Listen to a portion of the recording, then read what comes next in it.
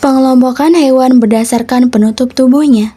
Hewan berbulu, hewan bersisik, hewan bercangkang, dan hewan berambut. Yang pertama ada hewan berbulu. Fungsi utama dari bulu untuk insulasi atau mengatur suhu tubuh, terbang, komunikasi, dan kamuflase. Contohnya seperti bebek, ayam, dan juga burung. Kemudian ada hewan bersisik. Sisik hewan yang keras akan berfungsi sebagai pelindung tubuh, menangkap predator yang akan memangsa, untuk bergerak dengan halus karena sisiknya dilapisi dengan lendir. Contohnya seperti ular, buaya, dan juga ikan. Kemudian ada hewan bercangkang. Cangkang berfungsi sebagai perlindungan, juga berfungsi untuk paru-paru. Contohnya pada siput. Kemudian yang terakhir ada hewan berambut. Rambut pada hewan berfungsi sebagai pelindung kulit. Contohnya ada kucing, kelinci, dan juga anjing. Setelah mempelajari tentang penggolongan hewan berdasarkan penutup tubuhnya, sekarang kita akan mempelajari tentang penggolongan hewan berdasarkan tempat hidupnya. Yang pertama, ada hewan yang hidup di darat. Yang kedua, ada hewan yang hidup di air. Dan yang ketiga, ada hewan yang hidup di darat dan juga di air, atau yang biasa kita sebut dengan amfibi. Hewan yang hidup di darat. Ciri hewan yang hidup di darat bernafas dengan paru-paru, menghabiskan hampir seluruh hidupnya di darat, menggunakan hidung sebagai alat pernapasan. Contohnya seperti tupai, kecoa, rusa, kelinci, anjing, ayam, dan lain-lain. Hewan yang hidup di air, ciri-cirinya bernapas menggunakan insang, memiliki sirip, memiliki ekor dan pelaput, sebagian besar bersisik. Contohnya seperti ikan lele di air tawar, ikan hiu di air laut atau asin, ikan paus, ikan nemo, dan lain-lain. Ada gurita, kuda laut, dan lain-lain. Hewan yang hidup di darat dan di air yang biasa kita sebut dengan amfibi. Ciri-cirinya mengalami metamorfosis lengkap. Telur biasanya diletakkan di dalam air atau lingkungan lembab dan dibuahi secara eksternal.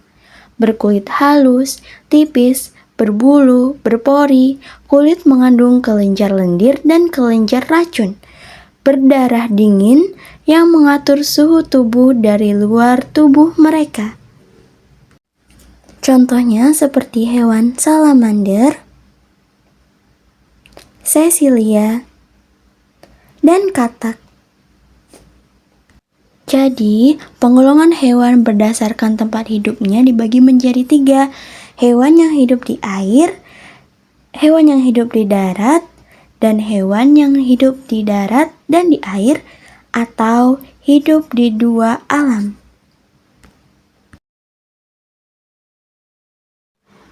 Oke teman-teman, kita sampai pembahasan yang terakhir tentang binatang dan cara bergeraknya.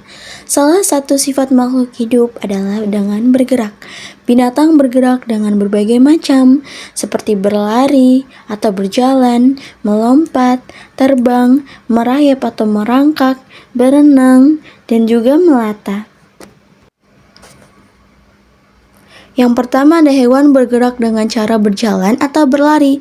Hewan yang melakukan aktivitas dengan cara berjalan atau berlari memiliki kaki yang kuat. Contohnya seperti harimau, kucing, jerapah, gajah, kuda, dan ayam. Kemudian ada hewan bergerak dengan cara melompat. Untuk berpindah ke tempat lain memiliki kaki belakang yang panjang dan kuat, seperti kanguru, katak, kelinci, dan lain-lain. Hewan bergerak dengan cara terbang. Hewan yang melakukan aktivitas terbang menggunakan sayapnya.